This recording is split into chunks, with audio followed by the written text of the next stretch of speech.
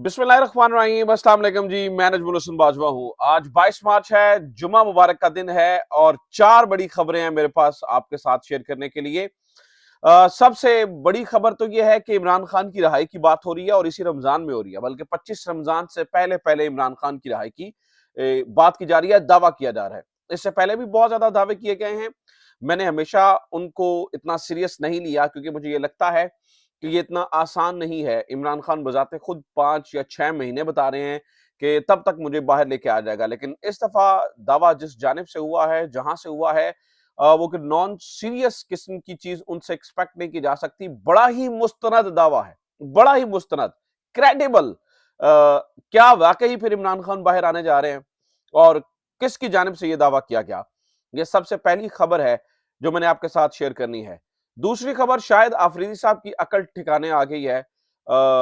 मतलब वो जो ये बता रहे थे, शायद आफरीदी साहब लंबे अरसे से यही करते रहे हैं, मुख्तलिफ चीजें करते रहे हैं। शायद उनकी सोच दूसरी तरफ है, कोई फर्क नहीं पड़ता। आप सियासत में बात करेंगे तो फिर सियासी जवाब मिलेगा। जब सियासत में बात करने पे उन्हें सियासी जवाब मिलता है तो वो ये कहना शुरू हो जाते हैं कि मैं तो क्रिकेटर हूं और ये और वो, दिस एंड दैट। तो अब जो है ना, वो अवाम ने जिस तरह का उनको जवाब दिया, कुछ देर में उनकी कल ठिकाने आई और वो इमरान खान की तारीफें करना शुरू हो गए। ये क्या मामला है और इसके पीछे क्या वजह है मुबैना तौर पर, क्यों वो तारीफें इस दफा कर रहे हैं? इसके ऊपर भी कुछ चीजें जो है ना वो मैंने आपके सामने रखनी है। बड़े पाइन और छोटे पाइन, मियां नवाज शरीफ, मियां शहबाज शरीफ, पहला बड़ा फड्डा पहला बड़ा फड्डा पड़ गया है। क्यों पड़ा, किस वजह से पड़ा, किस बात पे पड़ा, क्या रौला है असल में, फैमिली के अंदर क्या चल रहा है, इसके ऊपर भी कुछ तफसीलात हैं, वो भी मैंने आपके सामने रखनी है। और जनाब, इसके अलावा कहानी ये है कि 9 मई का जो मामला है उसके ऊपर जो है ना वो अब उसका कच्चा छठा भी खुलने जा रहा है। पाकिस्तान तहरीक इंसाफ ने पूरी तैयारी कर ली है, उसके ऊपर भी बात होने जा रही है। और फिर सुप्रीम कोर्ट का एक बहुत ही फैसला कुन जो बेंच है वो बैठने जा रहा है और उसके ऊपर बहुत बड़ी बड़ी चीजें जो है ना वो डिसाइड होने जा रही हैं। आर या पार अब शुरू वाली समझे कहानी शुरू हो चुकी है। तो ये काफी सारी खबरें, इनकी तफसीलात जो है वो एक एक करके आपके सामने जो है वो मैं रखता चला जाऊंगा। आगे बढ़ने से पहले दरखास्त ये है कि चैनल को सब्सक्राइब जरूर कर लीजिए। फेसबुक पे देख रहे हैं तो फेसबुक पेज को फॉलो जरूर कर लीजिए। अच्छा जनाब, सबसे पहले इमरान खान की रिहाई की बात कर लेते हैं और चूंकि फिर बाकी सारी खबरें, सुप्रीम कोर्ट के बेंच वाली कहानी क्या है और नवाज शरीफ शहबाज शरीफ का फड्डा क्यों पड़ा हुआ है, इसके ऊपर आगे चल के बात करते हैं। जनाब वाला, आपको ये मालूम ही है कि सलमान सफ्तर जो हैं, जो तहरीक इंसाफ के वकील हैं, वो और इमरान खान के वकील हैं, उनकी जानिब से बार बार ये कहा जाता रहा है पिछले कुछ दिनों से कि इमरान खान की रिहाई हो रही है, रमजान के अंदर वो बाहर आ रहे हैं। ऑब्वियसली वकला जो होते हैं ना, उनसे आप ये एक्सपेक्ट करते हैं कि वो अपनी केस की तैयारी के हिसाब से बात बताते हैं। यानी कि सलमान सफदर चूंकि इमरान खान के वकील हैं, तो मैंने कभी भी उनको उस तरह से कोर्ट नहीं किया कि मुझे लगता है कि थोड़ा टाइम लगेगा, क्योंकि मुझे लगता है कि वकील की जो कही हुई बात है ना, वो ये बता रहा होता है, उसे उसे लग रहा होता है कि अदालत इतनी देर में फैसला कर लेगी। हालांकि पाकिस्तान में ना तो अदालतें फैसला करती हैं, सच्ची बात है। आज एजाज साख्तान ने, खान साहब ने इसके बारे में पूरी तफसील बता दी है। ना अदालतें फैसला करती हैं, ना अदालतों से फैसले होते हैं, फैसले कहीं और से आते हैं। यहां पर पाकिस्तान में सियासी फैसले होते हैं, अदालती फैसले तो होते ही नहीं है। तो वकील की बात तो जब तक हो रही थी मैंने कोर्ट नहीं किया, क्योंकि हालात तो ज्यादा से ज्यादा मुझे खराब होती नजर आ रहे थे। लेकिन आज बात सियासी तौर पर हुई है और पाकिस्तान तहरीक इंसाफ के एक इन दिनों में बड़े ही की प्लेयर जनाब अली मोहम्मद खान साहब ने इस बात का दावा किया है कि इमरान खान 25 रमजान से पहले पहले बाहर आने जा रहे हैं। अब अली मोहम्मद खान साहब की बात को इतना लाइटली नहीं लिया जा सकता। उसकी मैं दो वजूहात बता देता हूं। देखिए, अगर तो जहां तक केसेस की बात है तो वो तो वाकई हमें 10 दिन में निपटते नजर आएंगे। साइफर वाली कहानी, तोशा खाना वाली कहानी, या फिर वो जो इद्दत में निकाह वाली कहानी, ये सारे फजूल, बोगस और घटिया केस हैं। उनके साथ जो अदालतों में हो रहा है वो सबके सामने ही है। प्रॉब्लम तो है सियासी तौर पर। तो सियासी तौर पर अली मोहम्मद खान साहब का ये बताना इस चीज की तरफ इंडिकेट कर रहा है, क्योंकि आपको ये मालूम ही है कि पिछले कुछ अरसे से इमरान खान को अप्रोच किया गया, बार बार किया गया। अभी रिसेंटली हामिद मीर ने बताया कि जब कहा गया कि उधर थोड़ा हाथ हौला रखें, तो यानी कि इमरान खान ने मना किया। तो सियासी, और अली मोहम्मद खान साहब को अली मोहम्मद खान साहब की ना इज्जत कंपनी में बड़ी करती है और कहती है जी वजीर आजम तो कैंडिडेट तो उन्हें लगाना चाहिए था, दिस एंड दैट। तो अली मोहम्मद खान साहब का कहना ये कहीं ना कहीं इंडिकेट करता है कि सियासी तौर पर शायद कुछ बर्फ पिघल रही है, कुछ ना कुछ वो हो रहा है। और अगर अली मोहम्मद खान साहब, एक सियासी शख्स, ये दावा कर रहा है तो इसको क्रेडिबल सोर्स के तौर पर लिया जाना चाहिए और क्रेडिबल समझना चाहिए। इसलिए मुझे लगता है कि यहां पर कुछ जो है वो हो सकता है, यहां पर कुछ चीज जो है ना वो शायद कोई आउटकम निकल आए। गो कि अभी भी मेरा ख्याल ये है कि ये इतने आसानी से इमरान खान को आजाद नहीं होने देंगे। मुझे ये लगता है कि इतनी आसानी से ये जाने नहीं देंगे। मुझे लगता है कि इतनी आसानी से ये समझते हैं कि अगर इमरान खान अगर कैद में है तो इतना हमारे लिए रौला बना हुआ है और अगर आजाद हो गया तो क्या क्या होगा। लेकिन उसके लिए कुछ बड़े सारे तरीकाकार होते हैं, यानी कि जेल से बाहर आकर कुछ देर के लिए आप बनीगाला के अंदर उन्हें ले जाएंगे। कुछ इनके पास गवर्नमेंट के पास बड़े यानी कि फैसला साजों के पास बड़े ऑप्शंस हैं। बहरहाल क्या हो रहा है, किस तरह से हो रहा है, ये एक अलग कहानी है। लेकिन दूसरी तरफ नाज़रीन इकराम, एक तरफ तो ये कहानी हो रही है, दूसरी तरफ इमरान खान को सिरे से मिटाने की बात हो रही है। ये बड़े अफसोसनाक बात है। मैं इमरान खान की सजाओं की बात नहीं कर रहा हूं, इमरान खान को खत्म करने की बात हो रही है और लाइव प्रोग्राम्स में बैठकर हो रही है। आज से 1 साल पहले राणा सनाउल्लाह साहब ने ये कहा था, यहां अब इमरान खान होगा या हम होंगे। मैंने तब भी कहा था कि राणा सनाउल्लाह साहब किस जगह पे जा रहे हैं, किस जगह पे बात कर रहे हैं, आपको अंदाजा नहीं है, ये सियासी तौर पे बात नहीं कर रहे।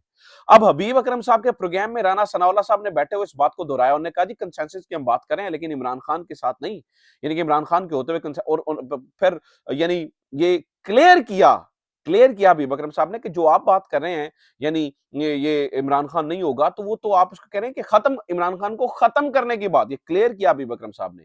इसके ऊपर राणा सनाउल्लाह साहब फरमा रहे हैं जी जी बिल्कुल यही बात है, यानी कि अगर वो बाहर आएगा तो वो हमें नहीं छोड़ेगा और जो फिर बाकी जो उसके बारे में फैसला साज है वो उससे नहीं छोड़ेंगे। आप 1 साल के अंदर अंदर देख लेंगे, आपको जो मेरी बात है वो दुरुस्त मालूम होगी। तो यानी एक तरफ तो ये कहानी चल रही है, तो दूसरी तरफ इमरान खान को खुदा ना खास्ता अल्लाह कभी ऐसा ना करे, किसी भी सियासी बड़ी शख्सियत के साथ कभी भी ना हो ऐसे। लेकिन दूसरी तरफ ये हो रहा है कि इमरान खान को सिरे से मिटाने की खबर जो है ना वो कोशिशें हो रही हैं, सिरे से मिटाने की कोशिशें हो रही हैं, क्योंकि ये अब समझ आ गई है कि शायद इमरान खान झुकेगा नहीं, रुकेगा नहीं, इमरान खान तो जो है ना वो अपनी टर्म्स पे ही बात करेगा। तो लिहाजा राणा सनाउल्लाह साहब की इस बात को मैं तो कम से कम मतलब इजी नहीं ले रहा। मुझे लगता है कि राणा सनाउल्लाह साहब जो है वो जहां पे इंडिकेट कर रहे हैं जिस बात पे, तो वहां पर कुछ बड़ा चल ही रहा है और चीजें हो ही रही हैं।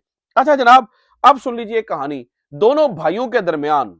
मैं सुप्रीम कोर्ट वाली यार या पार वाली कहानी बताने से पहले मैं आपको जरा उससे पहले इंपॉर्टेंट खबर देना चाहता हूं, फिर मैं सुप्रीम कोर्ट के ऊपर लेके जाऊंगा, सुप्रीम कोर्ट के अंदर क्या चल रहा है। दोनों भाइयों के दरमियान पहला फड्डा हुआ चाहता है, पहली लड़ाई। अब नवाज शरीफ साहब को ऑलरेडी ये लगता है कि मेरे साथ धोखा हुआ है, नवाज शरीफ साहब को ये लगता है कि मेरे साथ गेम हुई है। लेकिन नवाज शरीफ साहब का मुंह बंद करने के लिए कि वो रौला ना डालें, किया ये गया कि जो मरियम नवाज साहिबा हैं उनको वजारत आला थोपी गई है या सौंपी गई है या मरियम नवाज साहिबा को देकर नवाज शरीफ का मुंह बंद किया गया है। लेकिन अब मीनवाइल ये होना शुरू हो चुका है कि नवाज शरीफ साहब ये समझते हैं कि मेरे नाम से, क्योंकि पहली दफा आप कह दें, आप कह सकते हैं कि जनाब जो पहले गवर्नमेंट आई थी मियां नवाज शरीफ साहब तो यहाँ पे थे ही नहीं और वो तो लंदन में बैठे थे और मियां नवाज शरीफ साहब का नाम इस्तेमाल करके बड़ा कुछ हुआ और उन्होंने इस कैंपेन के अंदर यही कहा जी मैं तो था ही नहीं और मैं तो था ही नहीं और मैं, अब वो हिफ्ज़े मा तकद्दुम जो बातें की गई अब वो खत्म हो चुका है। नवाज शरीफ को लगता है कि मेरे नाम पर वोट मांगकर ऐसी-ऐसी चीजें की जा रही हैं जहां पर मेरा इख्तियार ही नहीं है। मिसाल देता हूं, मुनीब साहब यानी जो जर्नलिस्ट हैं, उन्होंने प्रोग्राम में बैठे हुए मंसूर अली खान के प्रोग्राम में बैठे हुए ये कहा है कि वज़ीर दाखिला वज़ीर-ए-आज़म के साथ काम करेंगे, वज़ीर-ए-आज़म के अंडर काम नहीं करेंगे। और उन्होंने ये भी कहा है कि अगर मैं ये कहूं कि मोहसिन नकवी इस वक्त पाकिस्तान में वज़ीर-ए-आज़म से भी तगड़े हैं तो फिर ये गलत नहीं होगा। सो इतने धड़ल्ले से, इतने मतलब खुले-डुल्ले अंदाज से बातें की जा रही हैं कि जिस घोड़े के ऊपर हमारा हाथ होगा उसको कोई तो नवाज शरीफ साहब ये समझते हैं कि मैं तो अब एक सेक्शन अफसर तब्दील नहीं करवा सकता हूं विफाक में, यानी कि उनके बहुत सारी सजेशंस ये नहीं हो रही थी। तो नवाज शरीफ साहब ने सबसे पहला काम तो ये किया कि अपने जो समधी हैं जनाब इसहाक डार साहब, उनको एम्पावर करने की कोशिश की, जिससे जो शहबाज शरीफ साहब हैं वो बड़े तंग नजर आते हैं। अब आज 5 कमेटियां बनी हैं, 5, उन पांचों की पांचों में कभी मतलब किसी में कोई है, किसी में कोई है, जैसे कि मुख्तलिफ मामलात को हुकूमत को चलाने के लिए कमेटीज बनती हैं, उनके अंदर 5 कमेटियां बनी हैं, पांचों के अंदर एक चीज मुश्तरक है और वो है इसहाक डार साहब। इसहाक डार साहब को वजीर खारजा भी नवाज शरीफ, क्योंकि वजीर खजाना कंपनी बहादुर नहीं चाहती थी कि वजीर खजाना जो है ना वो इसहाक डार बने और ना ही शहबाज शरीफ साहब उनसे कंफर्टेबल थे। शहबाज शरीफ साहब लगता है कि जो इसहाक डार साहब हैं वो डिप्टी वजीर आजम के तौर पर एक्ट करते हैं और मेरी पावर्स कम हो जाती हैं, यानी कि मुझे भी वो अंडरमाइन कर जाते हैं, मेरी जो है ना वो ताकत कम हो जाती है। लिहाजा इसहाक डार से शहबाज शरीफ साहब कभी भी कंफर्टेबल नहीं रहते हैं। लिहाजा नवाज शरीफ के कहने के ऊपर हर एक कमेटी में इसहाक डार को डाला जा रहा है, क्योंकि नवाज शरीफ ग्रिप चाहते हैं वफाक के ऊपर अपनी। उन्हें यह लगता है कि मेरे बाकी साथियों को जो है ना वो हटाया गया। अब देखें ख्वाजा साद रफीक जो खुर्रम दस्तगीर, अब जावेद लतीफ और राना सनाउल्लाह, इन्होंने भी इलेक्शन लड़ने से, अब दूसरी ज़िमनी में भी इलेक्शन लड़ने से इनकार कर दिया है, क्योंकि लगता है कि रह जा के 2-3 वज़ारतें नून लीग के पास आई हैं, उनके ऊपर भी कोई इख्तियार नहीं है, तो लिहाज़ा अपने आप को गंदा करने का किसी तौर के ऊपर जो है ना वो फ़ायदा है ही नहीं है, और ना ही हमें जो है ना वो यहाँ पर जाना चाहिए। तो दोनों भाइयों के दरमियान इस वक़्त जो अजीब सूरत-ए-हाल है। आपको मैं ये भी बता दूँ कि नवाज़ शरीफ साहब के बाहर जाने की भी मुकम्मल तैयारी जो है वो हो चुकी है। नवाज़ शरीफ साहब भी बाहर जाने के लिए मुकम्मल जो है ना वो तैयार बैठे हैं। अच्छा जनाब, एक और खबर सुनिए, और वो इम्पोर्टेंट खबर है। वो नाज़रीन-ए-किराम ये है कि इस वक़्त शाहिद आफरीदी साहब, जो कि कंपनी बहादुर के लिए काम करते हैं, और वो ये करते हैं कि इमेज बिल्डिंग के लिए काम होता है, कभी वो जाते हैं पुलिस के अंदर और कभी इस तरह से, तो उन्होंने इसी तरह से बयान करते-करते हुए कुछ बहुत सारी अजीब बातें की, जिस पर लोगों ने उनका बॉयकॉट किया, और लोगों ने ठीक-ठाक बॉयकॉट किया। जैसे कि लोगों ने ये भी कहा, लोगों ने मतलब मुबैय्यना तौर पे पता चला जी, लोगों ने तो शाहिद अफरीदी के जो रेस्टोरेंट है उसका भी बॉयकॉट किया है। इससे शायद अफरीदी साहब ने ये मतलब ये कह दिया कि जैसे वज़ीर-ए-आज़म के पास नहीं होती है किसी को भी एनआरओ देने की पावर, वो तो इदारे के पास होती है। तो शायद अफरीदी साहब पहले भी इस तरह के काम करते रहे हैं, जब फिर उनके ऊपर क्रिटिसिज़्म होता है, तो वो फिर छुप जाते हैं मुख्तलिफ चीज़ों के अंदर। तो शाहिद अफरीदी साहब के ऊपर इमरान रियाज साहब ने कहा कि लाला आपने इस बार फिर से गलत शॉट सिलेक्शन की है, ठीक है? तो इसके ऊपर लाला ने उनको जवाब दिया है, यानी कि मुकम्मल उन्होंने तो उसके ऊपर तनकीद की। उन्होंने कहा जी व्यूज़ और लाइक्स के चक्कर में जो है ना वो मैं नहीं पढ़ता हूँ, व्यूज़ और लाइक्स के चक्कर में लोग मेरे पे बेजा तनकीद कर रहे हैं, मैं लुबे-लुबा बता रहा हूँ आपको। यानी इमरान रियाज को उन्होंने तनकीद का निशाना बनाया। लाला ने बड़ा काम किया है पाकिस्तानियों के लिए, बड़े छक्के-चौके मारे, हमें अंदाज़ा है। हम लाला की इज़्ज़त करते हैं, लेकिन क्रिकेट की हद तक। सियासत में अगर आकर आप जो है ना वो नाक घुसाएँगे, तो फिर इस तरह फिर आपको सियासी जवाब के लिए तैयार रहना चाहिए। अब इमरान रियाज खान से आपका मुकाबला नहीं है, इमरान रियाज खान ने मारें खाई हैं मुल्क के लिए। इमरान रियाज खान ने जेलें काटी हैं मुल्क के लिए। इमरान रियाज खान ने मतलब मैं क्या कुछ क्या-क्या कुर्बानियाँ नहीं दी इस मुल्क के लिए, तो लिहाज़ा आप उनसे मत उलझिए। वो मेरे ख़्याल से आपके लिए चीज़ें जो है ना वो ख़राब हो जाएँगी। अब आ जाते हैं जनाब 9 मई के ऊपर। सबसे पहले तो मैं आपको बता दूँ कि पाकिस्तान तहरीक-ए-इंसाफ 9 मई के ऊपर बड़ा वाज़ेह मौक़िफ़ ले रही है, बड़ा वाज़ेह स्टांस ले रही है। शेर अफ़ज़ल मरवत कहते हैं कि जनाब ये 2 चीज़ें सामने रखनी है। एक तो सबसे पहले इस पूरे मुल्क के अंदर किसी एक शहीद का मुजस्समा भी टूटा है, तो उन्होंने कहा जी मैं मुँह बोला आपको इनाम दूँगा। कहा जाता है ना जी कर्नल जो है ना वो कैप्टन कर्नल शेर खान का मुजस्समा टूटा है। तो शेर अफ़ज़ल मरवत कह रहे हैं कि जहाँ की वो आप मर्दान की शायद बात कर रहे हैं, वहाँ पर तो कैप्टन कर्नल शेर खान का मुजस्समा है ही नहीं है। किसी एक शहीद का मुजस्समा नहीं टूटा। किसी शहीद का मुजस्समा भी नहीं टूटा, और फिर वो ये कह रहे हैं कि ये सारी की सारी साजिश है। क्योंकि आप देखिए कि जहाँ-जहाँ पर तोड़-फोड़ हुई, जहाँ-जहाँ पर चीज़ें हुई, वहाँ पर कोई एक कैमरे की फुटेज नहीं प्रोवाइड की जा रही है। कोई एक, और फिर सवाल ये है कि कोर कमांडर हाउस के घर जो आग लगी, कंक्रीट की दीवारों को आग लगाने के लिए कौन-सा केमिकल इस्तेमाल हो गया? मतलब कैसे आग लग सकती है? कैसे अंदर धमाके हो सकते हैं? कौन-सा केमिकल था? अब सादी-सादी आग लगाएँ तो नहीं लगेगी ना। कौन-सा केमिकल अंदर इस्तेमाल हुआ है? उसके अंदर की फुटेज तो देना। 5000 कैमरे रास्ते में लगे हुए थे, उनकी फुटेज कहाँ पर है? कौन शख्स क्या अंदर लेकर गया? ठीक है? और कैसे आग अंदर लग गई? ये भी तो मतलब पूछना चाहिए। शेर अफ़ज़ल मरवत का मौक़िफ़ है। और फिर नाज़रीन-ए-किराम मैं आपको बता दूँ, अब बैठ रहा है इसके ऊपर आर या पार का फैसला करने के लिए बैठ रहा है सुप्रीम कोर्ट का बेंच। सुप्रीम कोर्ट का बेंच बैठ रहा है, और ये हुआ ये था कि सुप्रीम कोर्ट ने फौजी अदालतों के खिलाफ फैसला दिया। फौजी अदालतों के खिलाफ फैसला के ऊपर अपील हुई। अपील जनाब जस्टिस तारिक मसूद साहब ने सुनी, उसको हेड किया, और फिर उन्होंने जनाब वो जो उन्होंने एक कहा जी एक स्टे दिया हुआ हुआ था उसके ऊपर, यानी कि अदालत फैसले के ऊपर स्टे हो गया, और फौजी अदालतों को मामला यानी कि फैसले करने की या फिर उनके ऊपर उसको अंदर ट्रायल चलाने की इजाज़त मिल गई।